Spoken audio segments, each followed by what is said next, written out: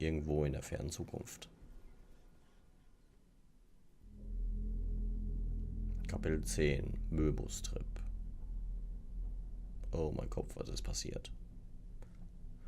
Wie lange war ich weg? Das letzte, an das, was ich mich erinnere, ist die Zeitmaschine benutzt habe. Das macht mich zweimal ein wenig durcheinander, aber noch nie so wie jetzt. Mhm. Oh nein, meine Zeitmaschine, sie ist zerstört. Du wirst nie wieder zurückkommen. Der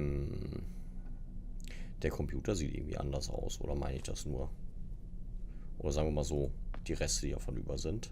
Konsole halb im Boden versunken. Ja. Destroyed. Zeitmaschine sieht ziemlich kaputt aus, ja. Und das ist die tragbare, die ist natürlich auch hinüber. Nein, nein, nein, nein, meine Zeitmaschine sind alle Einzelteile explodiert. Oh, da ist ein Kabel. Nun denn, schauen wir uns hier mal um.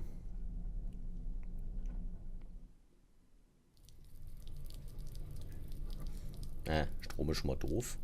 Dunkelheit, ja, das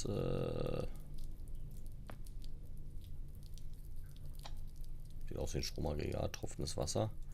Tropfendes Wasser und Strom ist immer doof. Schon kühl, ja, ja, ja. Folgen mal dem Kabel.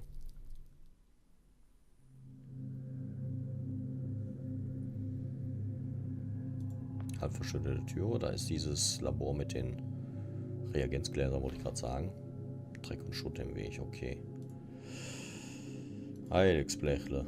Ist ja gar nichts mehr da. Upsi. Ah. Strom, Schaufel, Generator und ein Grab. Ich verstehe nicht, wie das Ding funktioniert. Staubige Oberfläche. Das dürfen Solarpanel sein. Ich weiß nicht wirklich, was es ist. Sieht aus wie ein praktischer Küchentisch. Steht Bärmann Solar. Okay. Eine Schaufel. Stecken wir gerade mal ein. Und ein Grab.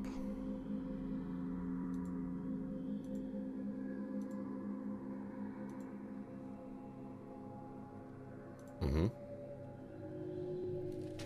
Ich bin die Kluge mit meinen Teilnehmerfahrer. Ich kann auf keinen Fall durchquetschen. Gucken wir, ob wir die damit wegballern können. Nui.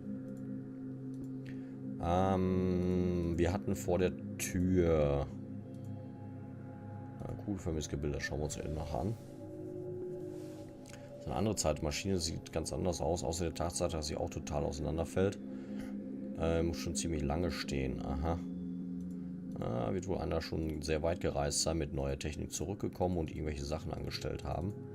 Versuchen wir mit der Schaufel den Berg hier wegzugraben.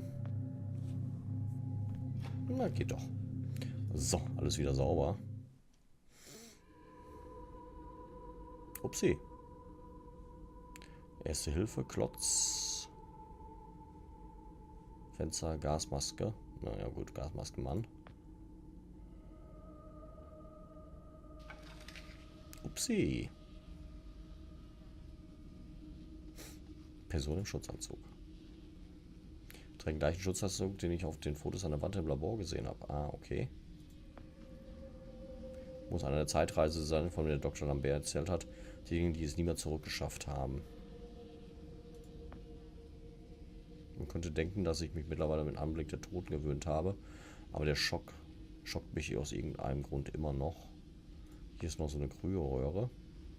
Das ist, glaube ich, einer dieser Kryoröhren. Aber dieser Ort sieht 100 Jahre alt aus. Vielleicht sogar noch älter. In welchem Jahr bin ich hier gelandet? Ja, das würde ich auch gerne mal wissen. Ein Stück Lappen wurde der Erste-Hilfe-Koffer geräumt. Daneben den Tuch mit. Ah, ja, alles klar. Das Betonklotzoberfläche fühlt sich leicht rau an. Okay. Kann er eh nicht mitnehmen. Fensterputzen brauchen wir nicht. Kann ich durchschauen. Gut. Wir gehen mal mit dem Lappen zu dem Solarpanel hin. Ist ein bisschen offensichtlich gerade. Wobei ich aber noch nicht weiß, in welcher Zeit ich mich befinde.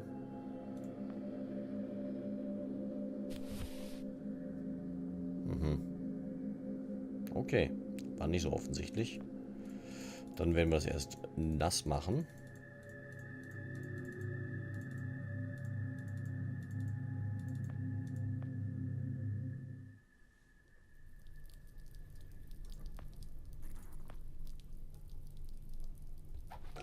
Ja.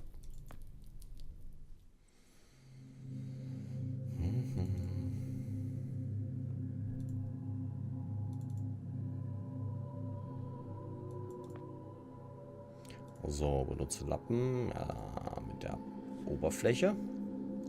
Dann haben wir Strom. Siehst du? So, alles sauber. Warte, irgendwas ist gerade passiert. Oh, jetzt verstehe ich das riesige Sonnenpanel. So auf meiner Zeitmaschine. Mhm. So, dann folgen wir den Kabel ganz zum Anfang. Na, komm schon. Warum hustest du?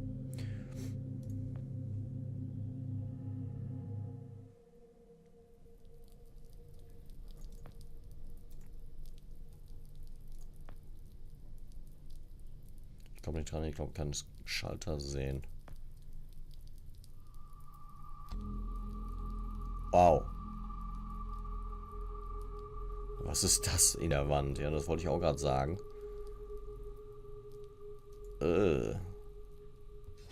Was zur Hölle? Er ist, ragt aus seinem Rucksack, sieht aus wie eine rostige Machete. Warum? Wieso steckt er in der Wand? Und zwar ein Fußball, was ich je gesehen habe.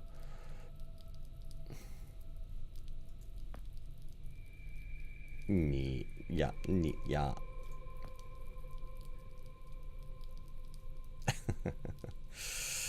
Oh, wieso steckt er in der Wand? Wo irgendwas mit der Koordination, Koordinaten nicht funktioniert. Jetzt können wir aber mit der Machete zumindest schon mal die Dinger da wegmachen.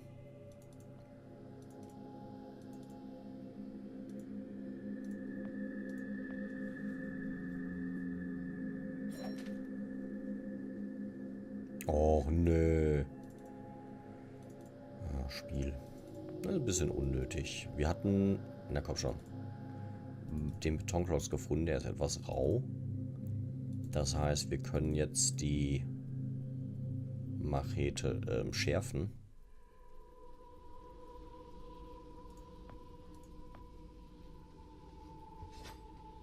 Yep.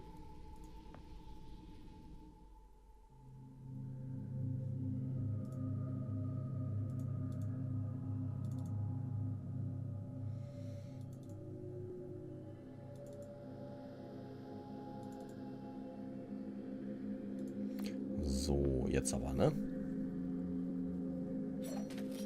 Verflixt Machete ist zerbrochen. Wette, sie war rostiger als ich dachte, aber immer am Weg durch. Okay, dann schauen wir mal, was da los ist. Ah, Frank.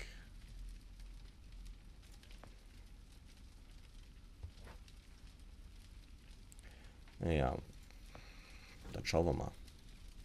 Frank? Joe. Oh. Please. Need water. What are you... Please. I'll get you some water. Hang in there.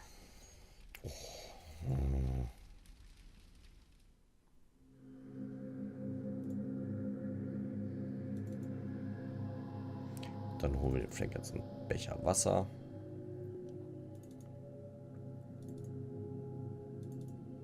Auch ganz vorne, ne? Ja.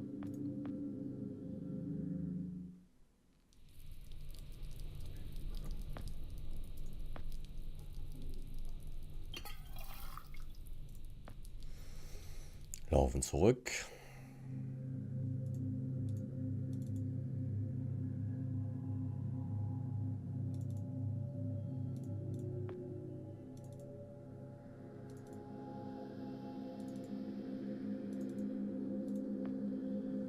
Und dann schauen wir mal, was Frank zu erzählen hat.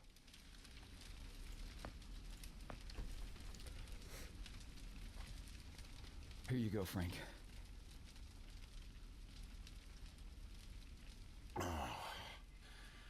Thank you. I don't understand. What are you doing here? Where are we? I'm not sure. I had no time. Pushed it as far as it'd go. From what I've been reading, everything gets imprecise the farther you travel. Even your physical location can get messed up. Nobody's been this far. We could be hundreds, maybe thousands of years in the future for all I know. I don't get it. So, you're a time pilot now?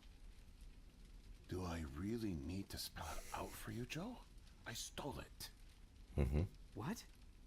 You stole the time machine, but why?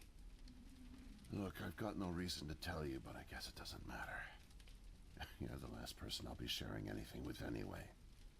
The truth is, I'm a Soviet agent. Ja.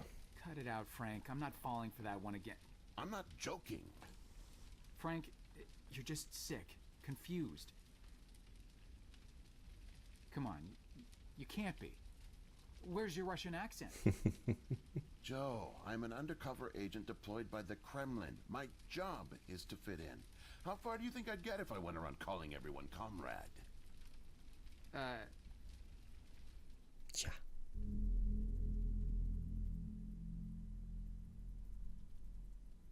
My real name is Yuri Barishev. I came to America in my early 20s. I went to school here, worked here, spent nearly 10 years building the foundation of an ordinary life. But the truth is that my life is far from ordinary. I am a spy. I was planted by the Soviet Foreign Intelligence Agency to gather intel on advanced U.S. military research programs. And I started getting my first missions in the mid-60s. At the time, I thought I had built a promising portfolio of leads. But as I started to pursue them, most of them turned out to be worthless. By 1968, I had run out of goodwill with my handlers at the Kremlin. I was a disgrace, and headed for extraction.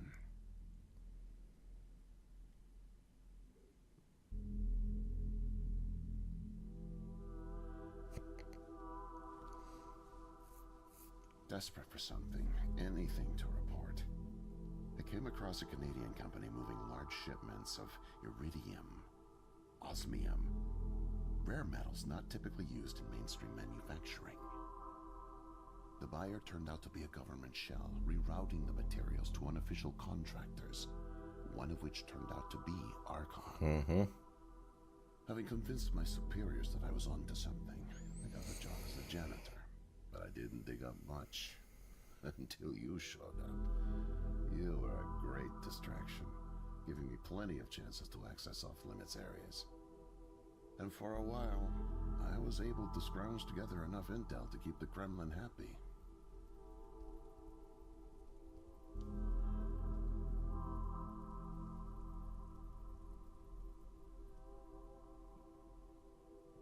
My hunch was correct, but I didn't have the full picture.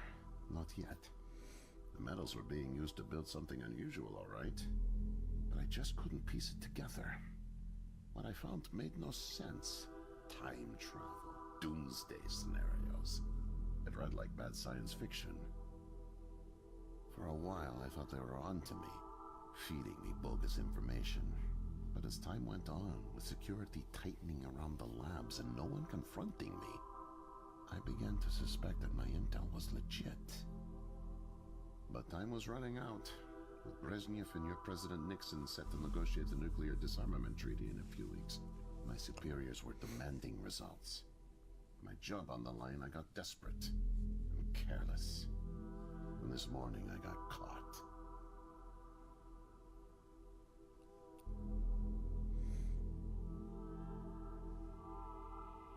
Tja. I was tailing an engineer into an off-limits lab when I bumped into Barney from security. Ironically, management chalked up my trespassing to cluelessness and settled for just firing me. Knowing I wouldn't get another chance, I stole a security badge and snuck back in. I just found the time machine operator's manual when you showed up out of nowhere and nearly screwed it all up. Then it clicked. Not only could I steal the technology, it was the perfect getaway, too. Using the manual, I set the destination as high as it would allow. I figured if I could just get far away, I'd have plenty of time to figure out how to get it back to the motherland, but... well, Tja. I guess you know the rest.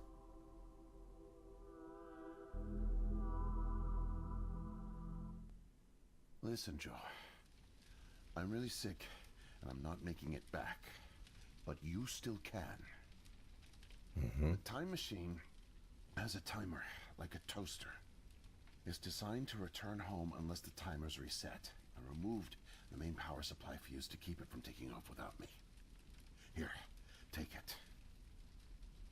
I have no idea how you got here, and I guess it doesn't matter. Still, despite my mission, double life, and the deceit, your friendship was always genuine. You're an honest guy, Joe. And I've really enjoyed your company. And now, please, leave me. The pain's coming back. Oh, it hurts to talk. Need rest. Ja. Ein Doppelagent. Okay. Joe, Frank. Er ist bewusstlos. Okay, wir haben eine Sicherung bekommen. Eine schöne kleine Feinsicherung. Ja. Dann können wir also doch zurück. Vielleicht. Schauen wir mal. Schon wieder am Husten. Kugelförmiges Gebilde. Schauen wir uns die mal an. Andere Zeitmaschine, ganz anders. Tatsache. Naja, okay. Die Frage ist... Ach so, stimmt. Die steht ja eigentlich komplett da. Wir haben Strom auf der Butze. Da müsste ich die eigentlich nur noch einsetzen und komme zurück. Tja, Frank.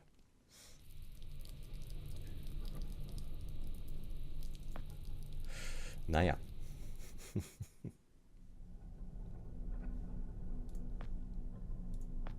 Dann stopfen wir nochmal die Sicherung wieder rein.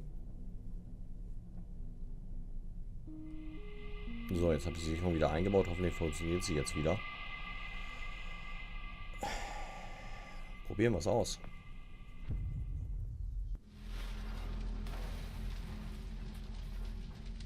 Upsi. Bin ich wieder ohnmächtig geworden? Nein. Toter Wachmann, ja, sorry.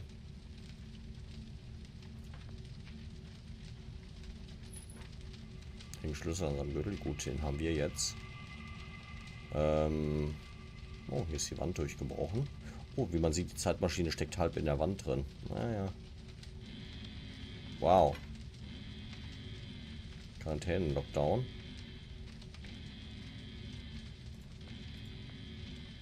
Kommen wir damit raus? Soll ich hier nur wieder rauskommen?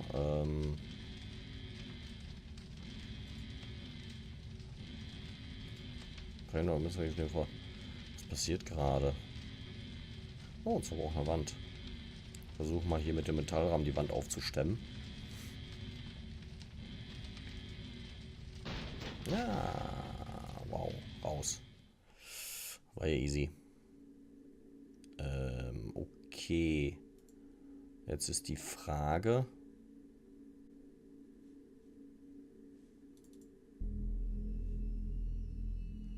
Dismiss. No. No, it can't be. The foreign organism. It's me. I brought back the disease. I'm the one who spreads it. It was me all along. I must have brought it back with me. Oh God. I think I'm gonna throw up. I can't deal with this. What do I do?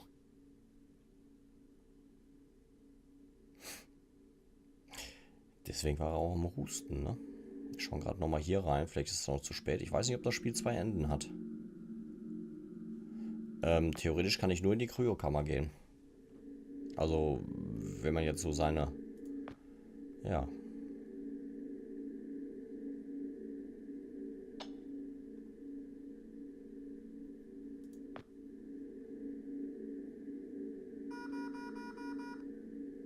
Ich weiß nicht, wie man sie bedient.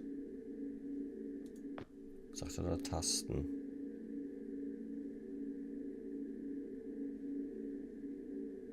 Ich glaube nicht, dass sie wichtig sind. So, wir haben Schlüssel. Kartenleser, gut, habe ich nicht. Karte, ich sitze hier fest. Bedienkurse für den Kryoraum. Wir schauen hier nochmal.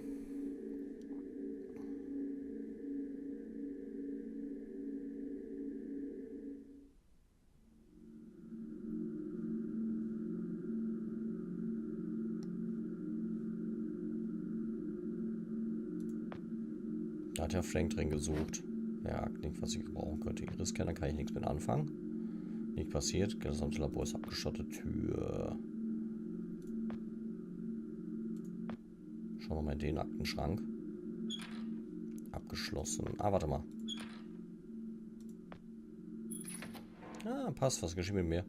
Schon umzudrehen lässt meine Muskelschmerzen für die Arme und Beine lang anfangen steif zu werden. Okay. Bedienungsanleitung dazu ist Kryokonsole 11. Der Entwurf. Ich kann vielleicht Hust verwenden. Jetzt muss ich hier aber weg, bevor die Wachleute auftauchen. Alle anstecke. Hust, Hust. Ja, gut.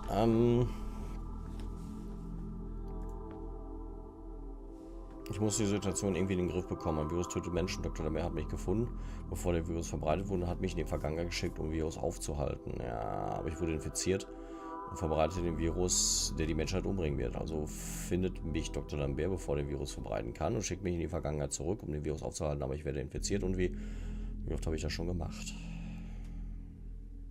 Tja.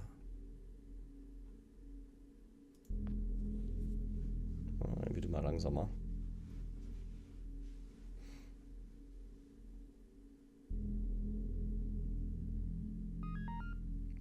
Kompressionsschluss entriegelt geschafft. Ich glaube, ich habe es auch bekommen.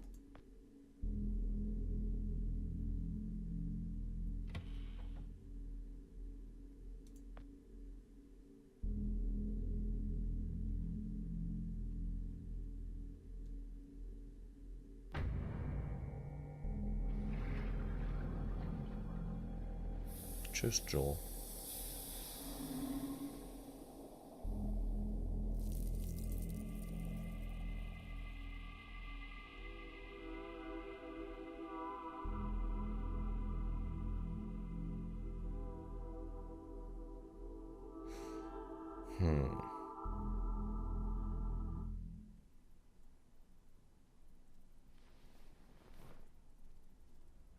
Wo bin ich? Mein Kopf. Okay, was sind das für Klamotten?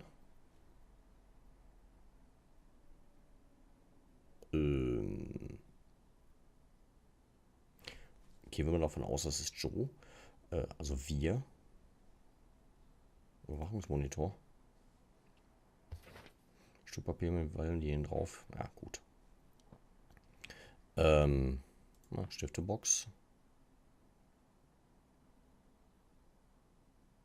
Gelenke tun so weh. Ja, nimm die doch mal. Ich komme nicht dran. Der spinnt. Türen sind verschlossen, in den Klinke steht Ikea.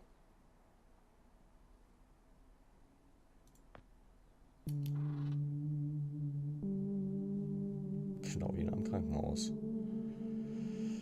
Ja, dann schauen wir doch mal, wo wir sind. Ich habe so eine Idee.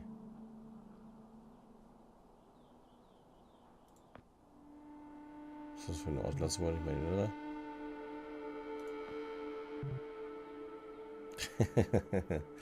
Nee. Und das im Feld verwenden. Nicht abgeschlossen. Wir gucken erstmal da rein, bevor wir das Kartenspiel weiterspielen.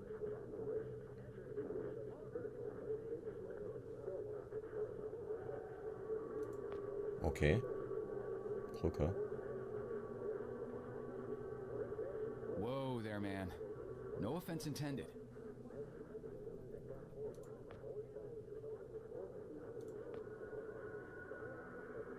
Okay, da können wir nichts machen.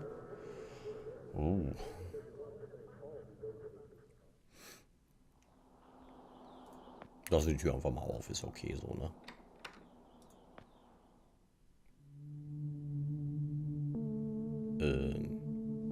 Nervöser Mann, Bilderrahmen, okay.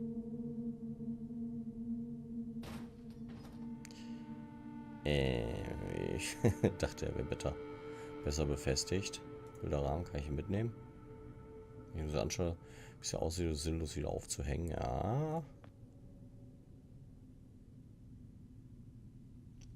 Schreibtischlampe sieht im Boden ganz... Ja. Setzen wir uns doch einfach mal. Oh. Steckt irgendwas unter dem Kissen. Zeit. Was? Space Command TV Fanbild. Ah, okay. Direkt vom Mars. Mhm. Zettel. Kann ich nichts mit anfangen. No way to escape it. No way out, no way out, no way out. I'm sorry, what? End of days. Scourge and sickness. The cleansing of the earth. The overlords conspired against us. Tricked us. Made us bring the poison back into the nest. Like good little ants. Who did? Too late. What's done is done. No backsies. But we must try. Do you hear me? Sure. The key to salvation. I've seen it. Felt its color. Know its shape. They don't know that I know. Oh no. But I know. I know. Or it disappears. Write it down before it disappears.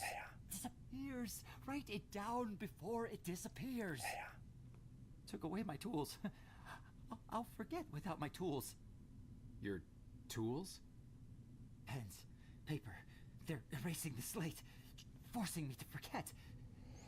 Trying to break my resolve. The persistence of memory. I must repeat all the time. Repeat. Oh, they fear me. Cower at the sight of scientific rigor. They know I'm close, so they take away my tools. I'll show them. The blinding light of the scientific method casts no shadows. Okay, der hat ein Problem. So, ich habe hier gerade links gesehen, Fate Unknown. Also Schicksal ist unbekannt.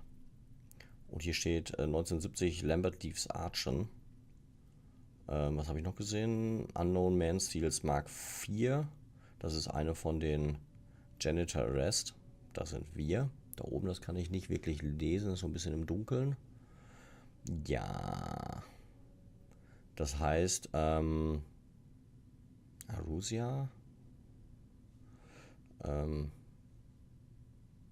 Er scheint einiges zu wissen.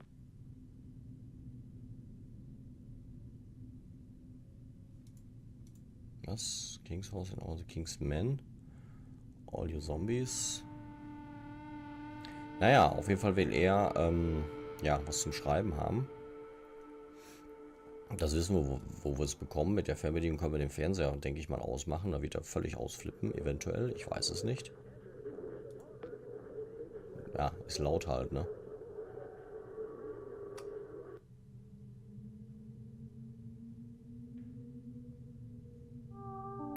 Hey Typ, wo gehst du hin? Ja, gut, dann nehmen wir mal die Krücke. So, damit müssten wir eigentlich die Stifte bekommen können.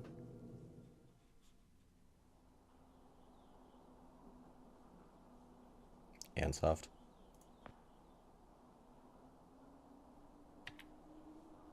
Irgend so ein Terminal, keinen, den ich schon mal gesehen habe. Ja, es scheint ein bisschen moderner zu sein. So, dann flitzen wir mal eben zurück in unser Zimmer. Und holen uns die Stifte. Aha, meistens ist es auf dem Schrank gelandet. Zumindest habe ich einen runterbekommen. Dann heben wir den natürlich auf. Flop. So, mehr kann ich hier im Zimmer auch nicht machen. Monitor spinnt. Türen sind verschlossen. Okay. Dann gehen wir mal zu dem Künstler.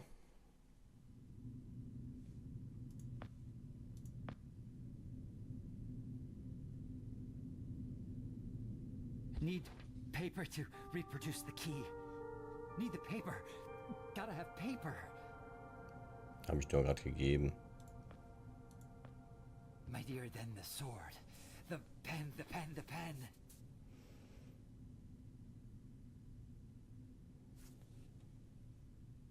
The key. The key. Keep it close. Keep it safe. Bring help. Ja. Don't get caught. Save the kingdom, get the girl. Save the kingdom, get the girl. Save the kingdom, get the girl. Okay, das sollte wohl der Türcode sein.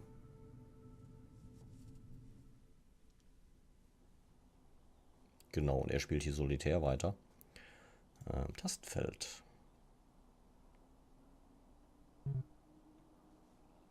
Benutze Kombination mit Tastenfeld. Das hat geklappt. Ich glaube, der Typ war doch nicht so verrückt. Ne, stimmt schon. Upsi, get the girl.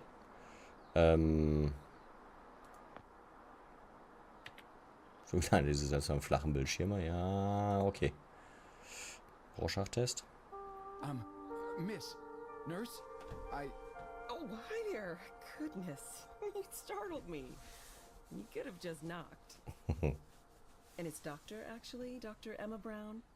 I'm a little embarrassed to say, but we don't have any files on you, so I don't even know your name. it's Joe, ma'am. Oh, call me Emma. We're not so formal here. It's nice to meet you, Joe. I'm sorry, Dr. Brown.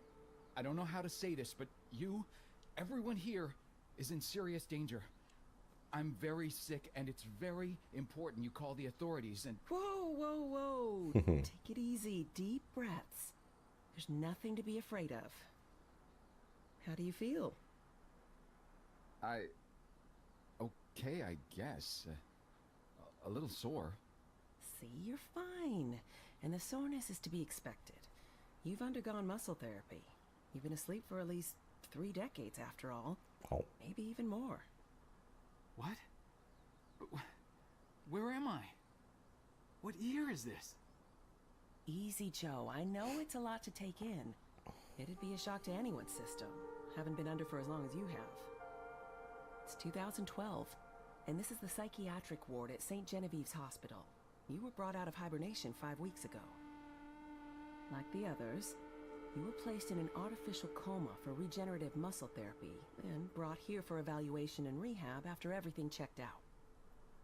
Oh, God. The tubes. You have to listen to me, Doctor. I'm dangerously sick. I was carrying something when I got in. Oh, that? Well, that's true. You did all have some kind of flu. Actually, the resident physician did find it peculiar how you had all contracted a type of avian flu that only first appeared in the late 90s, and a new strain at that. In any case, the pathogen was largely dormant due to the extended hibernation. We run very thorough medical checks on all our cryo clients, so we gave you all a shot of our regular cocktail. Cleared it right up before you even came to. So it's gone? But Archon... Yes, I'm afraid I don't know much about all of that. All I know is that the company that froze you went bankrupt back in the early 70s. A victim of industrial sabotage, I think. Anywho, the remaining assets were sold off, and the Cryoform company bought the cryogenics technology. As per ethical requirements, that included all of you who were frozen there. We've been helping rehabilitate Cryoform's clients for the past 5 years or so.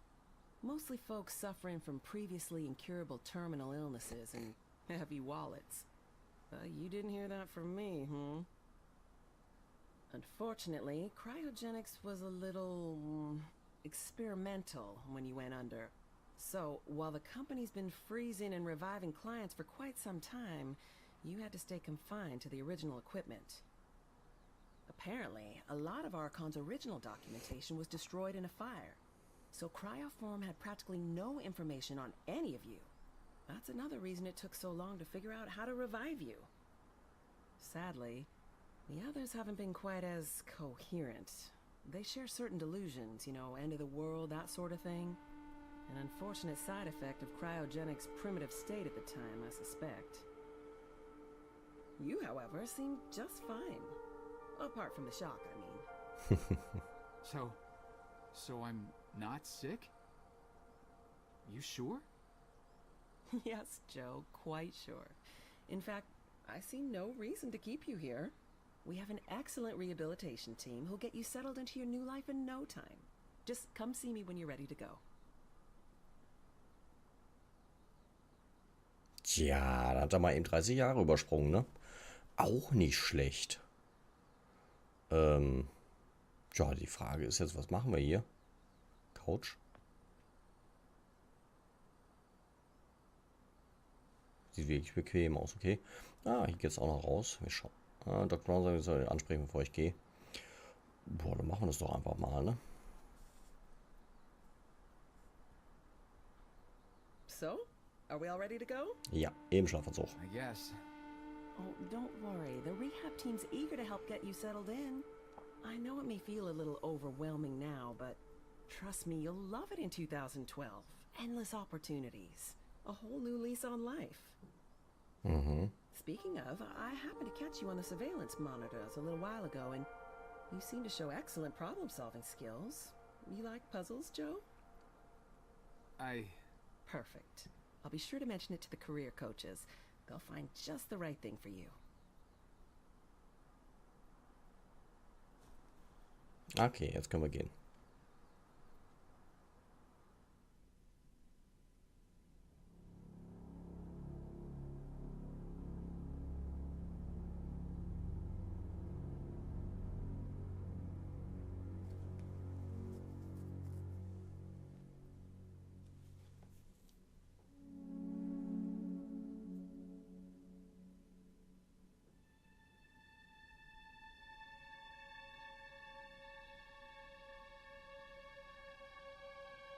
Ja, super Job.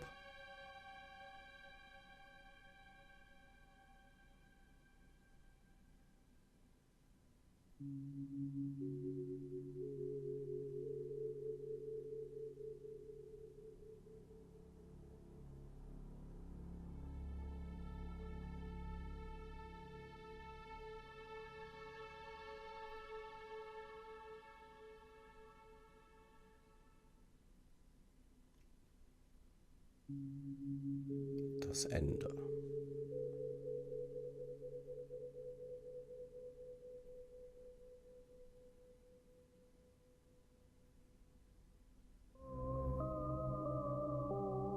Tja, das war das Ende von The Silent Age. Ja, wurde nachher zum Ende hin ein bisschen, ja, wie sagt man, so steif in der Story oder ein bisschen an den Haaren herbeigezogen, aber so insgesamt war es ganz witzig. Wenn man dann so ein bisschen in den einzelnen Kapiteln die Rätsel verstanden hatte, dann ging es eigentlich relativ flott von der Hand. Man musste halt nur irgendwo dann einen Anfang finden. Zwischendurch mal ein bisschen gehangen, aber war okay. Für ein kleines Indie-Ding kann man gerne mal spielen. Ja. Das Ding ist, wenn ich das richtig mitbekommen habe, eigentlich mal als Mobilspiel rausgekommen. Hier Handy und so. Und ist dann nachher portiert worden und dann halt Grafik ein bisschen verschönert, mehr oder weniger. Und dann auf PC und Mac und so weiter gekommen. Ist schon ein paar Tage alt. Tut dem Ganzen aber keinen Abbruch. Interessante Story. Eine kleine krude Wendung, auch mit Frank nachher als Doppelagent. Aber, naja, passt schon ganz gut, würde ich sagen. Auch mit der ganzen Übersetzung und Audioausgabe. Translator German, ja. Der Sven, der muss da noch ein bisschen, ne? Aber passt.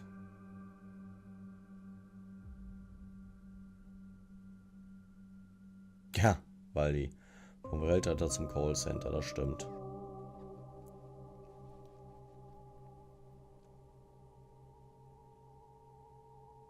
Radiant 4 ist der Publisher.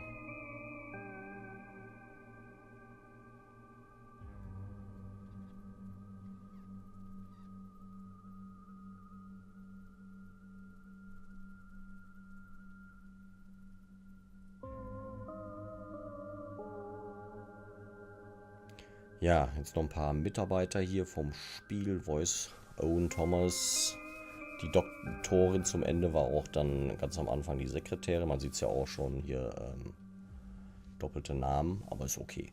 Für ein kleines Indie-Projekt kann man das mal gerne machen. Miss Juliet, Dr. Brown, da haben wir es. Goldie.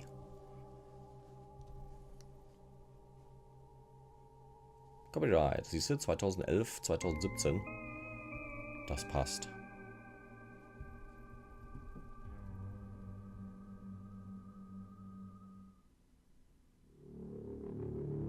Ja, das war The Silent Age.